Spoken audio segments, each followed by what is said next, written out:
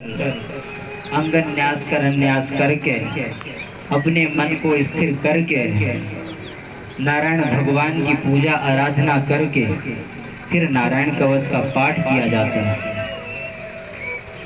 बहुत दिव्य पाठ है।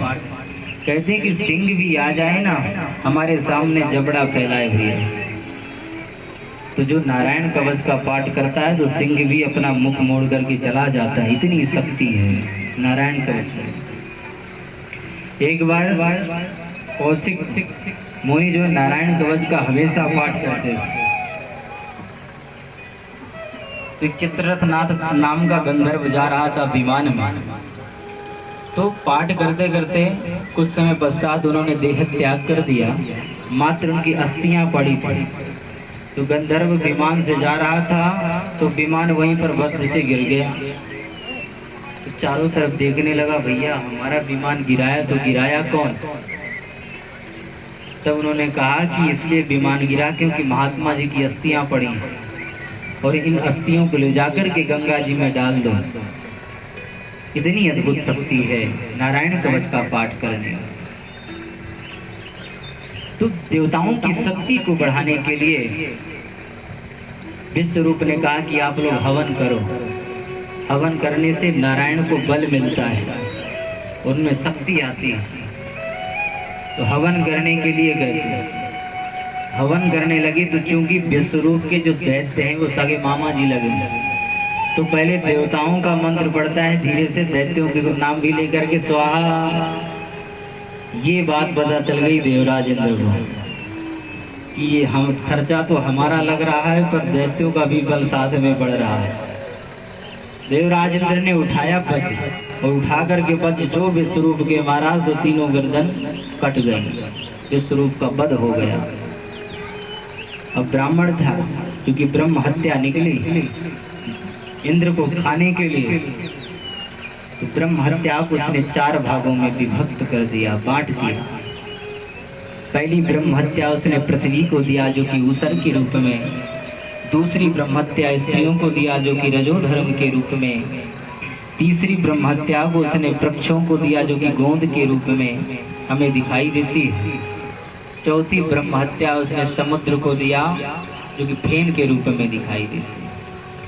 इस प्रकार 4 जगह ब्रह्म हत्या को बांट करके देवराज इंद्र स्वतंत्र हो गए। लेकिन जब ये पता चला विश्वरूप के पिताजी को कि देवराज इंद्र तो बड़ा धर्मी है, मेरे पुत्र को पहले गुरु बनाया और गुरु बना करके वध कर दिया, मैं इसको मजा चखाता हूँ।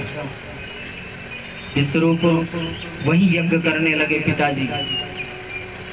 यज्ञ करते ही मंत्रों की त्रुटि होने से वृत्तासुर प्रकट हो गया। वृत्तासुर के प्रकट होते ही कहते हैं जाओ इंद्र का वध कर दो, वो तुम्हारा ब्रह्म हत्यारा है, तुम्हारे भैया का उसने वध किया है। वृत्तासुर गया तो सभी स्वर्गलोक में हमला बोल दिया, और जैसे ही हमला किया तो सभी देवता भागते भागते नारायण की शरण में चले गए। नारायण की शरण में गए, उनका प्रभु रक्षा करियो हमारी। किससे? उनका वृत्तासुर है।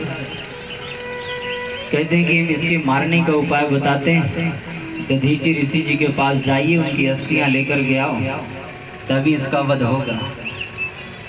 तो सभी देवता हाथ जोड़ करके गए। कहते महाराज जी प्रणाम, आप जैसे संतों का तो जन्म ही परमार्थ के लिए हुआ है। देवता बड़े चतुर हैं, कहीं भी काम फंस जाए ना तो वैसे ही प्रशंसा करते हैं कि कहना है क्या। जानते हैं आप हम किस लिए आए? हम आपका शरीर लेने के लिए आए हैं। दधीचि जी महाराज ने कहा रे देवताओं, तुमको ध्यान नहीं है, सबसे ज्यादा प्यारा लगता है तो शरीर। शरीर कोई दान करने वाली वस्तु है? अरे दान तो रुपयों का किया जाता है, धन संपत्ति का दान किया जाता है, या शरीर का भी कभी दान होता है? कहा कि हमको तो नारायण प्रभु ने भेजा है। दधीचि बाबा ने कहा स्वयं नारायण आकर के हमसे मांगता तो हम अपना शरीर नहीं देंगे, इतना मूल्यवान शरीर हम कैसे देते?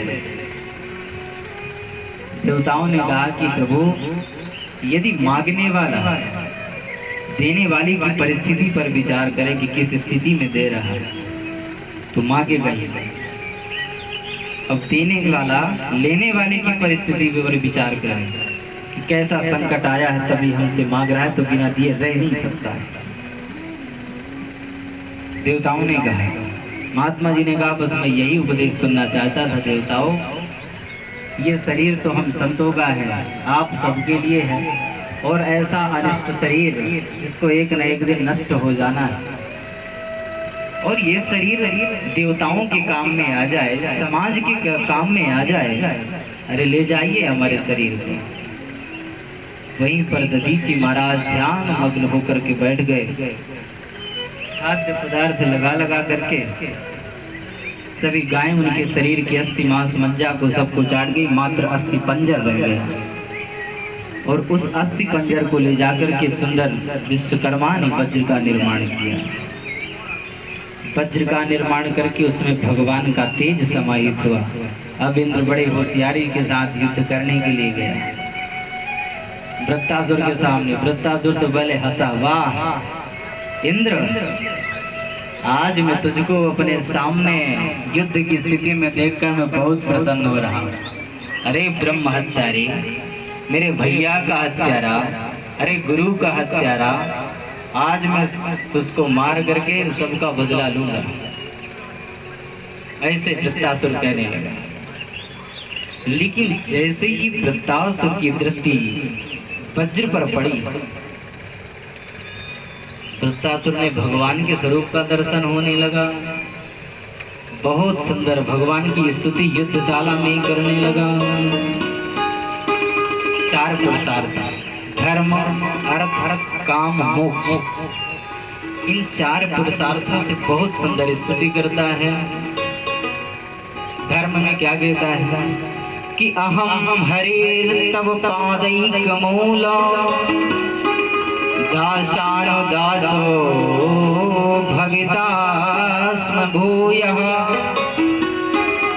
मनस्मरेता सपतेन गुणास्ते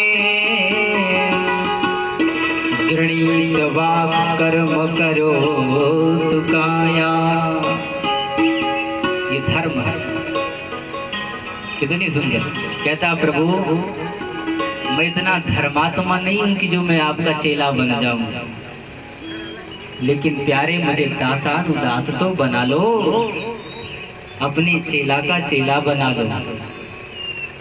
दासानुदासो भवितास्म भूयः, मुझे दासानुदास बना लो। क्योंकि देखिए, जैसे कोई बिजली की तार को पकड़े तो बिजली की तार को जो पकड़ेगा उस व्यक्ति को करंट लगेगा, और कोई उस व्यक्ति को पकड़ ले तो उतना ही करंट उसको भी लगेगा, करंट कमेगा नहीं। तो जो संत भगवान के चरणों को पकड़े बैठा है, ऐसे संतों के चरणों को पकड़ लो ना, तो वही कृपा रूपी करंट आपको भी प्राप्त होगा, उसमें कोई संशय नहीं। वही कृपा रूपी करंट आप सबको प्राप्त होगा, भगवान की कृपा होगी। मुझ में इतनी सामर्थ्य नहीं है कि मैं आपका चेला बन जाऊं, क्योंकि चेला बनने में भी तप करना पड़ता है, और तप करने की मैं असुर दे होए भजन नहीं तामस देहा, मैं असुर शरीर में मैं आपका कैसे भजन कर सकता हूँ प्यारे। इसलिए मुझे दासानुदास बना लो, अपने चेला का चेला बना लो महाराज। फिर क्या कहता है कि मन स्मरेता, मेरा मन प्रभु आपका स्मरण करता रहे। सपतेर गुणास्ते, मेरी वाणी प्रभु आपकी गुणों का गायन करती रहे। गृणीत वाग कर्म करो सुकाया, मेरा शरीर प्रभु आपकी सेवा में लगा रहे निरंतर, ये मेरा धर्म है, ऐसा मेरा धर्म हो जाए। अर्थ क्या है कि ननाक पृष्ठम न जप पारमेष्ठम न सार्वभौमम न रसाधिपत्यम न योग सिद्धिर पुनर्भवम वा समंजसत्वा विरहैककांक्षे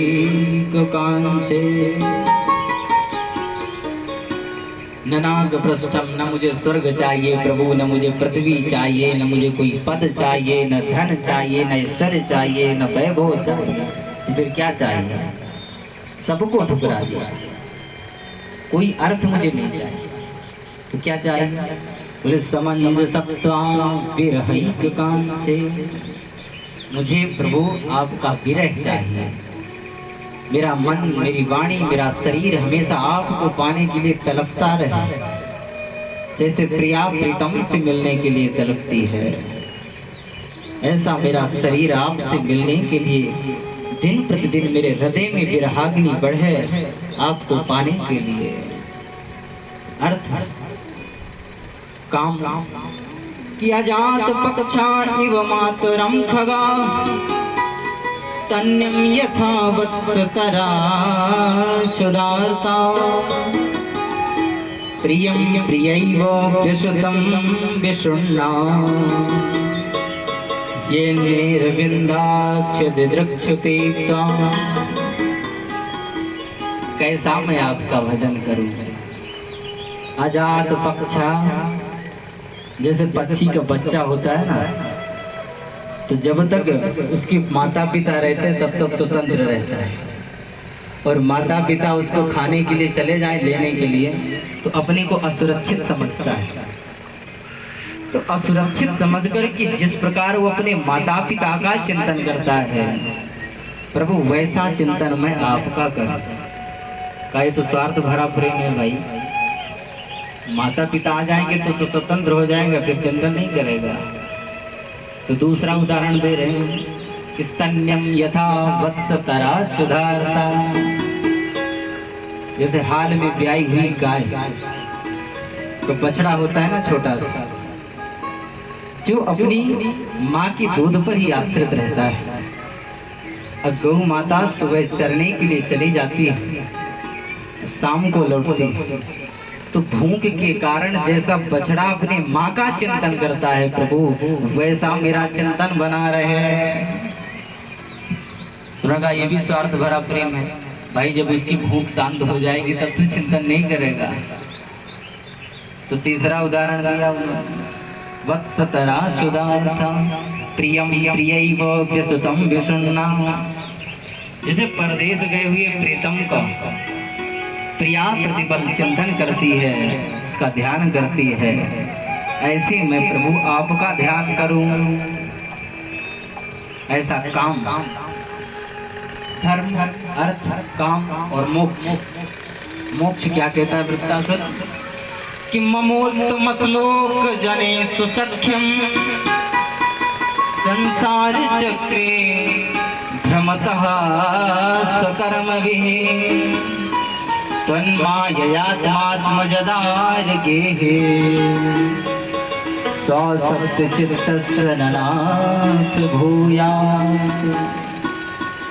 कहता है कि प्रभु मुझे आपके उस उत्तम लोक की भी आवश्यकता नहीं, आप अपना उत्तम लोक रखे रहे अपने पास, मुझे कोई जरूरत नहीं। मैं कर्म के अनुसार इस संसार रूपी चक्र में भ्रमण करता रहूं, जन्म होए मर जाऊं, जन्म होए फिर मर जाऊं, मुझे आपके मोक्ष की भी आवश्यकता नहीं। तो काहे की आवश्यकता है? संसार चक्रे भ्रमतः सकर्म भी, तन्माययात्मात्मजदार्गेः, जो शरीर में धारण करूं, चाहे कुत्ते का धारण करूं, चाहे सूकर बनूं, चाहे हाथी बनूं, चाहे घोड़ा बनूं, लेकिन प्रत्येक शरीर में मुझे आपके ऐसे भक्तों का चरण प्राप्त हो जिनकी गति रति हमेशा भगवान के चरणों में रहती है। इस प्रकार से चारों पुरुषार्थों से प्रत्याशा भगवान की बहुत दिव्य प्रार्थना करता है। इंद्र ने कहा कि हे भगवान, युद्ध स्थली में इसके मन में ऐसे विचार बन रहे हैं, ऐसे विचार युद्ध स्थली में। अचानक वृत्तासुर में आसुरी भाव जागृत होता गया था, इंद्र सावधान हो जाओ, और एक गदा घुमा के दी तो इंद्र का गदा छूट गया। अचानक आसुरी भाव आया, इंद्र का सर्व गदा उठाने में शर्म खा रहा। वृत्तासुर ने कहा राजन इंद्र उठा वज्र को उठा लो, मैं ऐसे निहत्तों पर वार नहीं करता। इंद्र बेचारा शर्म खाता हुआ वज्र को उठाकर के युद्ध करने लगा, क्योंकि उस वज्र में हमारे प्यारे प्रभु का प्रेम, प्रभु का स्वरूप था। एक वज्र घुमा करके दिया तो इंद्र की दाहिनी भुजा कट गई, दूसरी बार वज्र को घुमा करके दिया तो दोनों भुजाएं कट गई। अब लंबा चौड़ा विकराल सुरूर वृत्तासुर का, तो उसने इतनी जोर से श्वास खींची कि इंद्र का ऐरावत हाथी सहित घटक गया अपने पेट में। देवताओं ने हाहाकार मच गया, वो हमारे राजा जी को तो नाश्ता कर गया, अब क्या करें। एक वर्ष तक वृत्तासुर पेट में रहा, क्योंकि नारायण कवच का पाठ करता था और उस वज्र में हमारे प्यारे प्रभु का तेज समाहित था। तो एक वर्ष बाद कुक्षी का भेदन करते करते शरीर से बाहर निकला, वृत्तासुर गोविंदाय नमो नमः हो गया। बोलिए भक्त वत्सल भगवान की जय।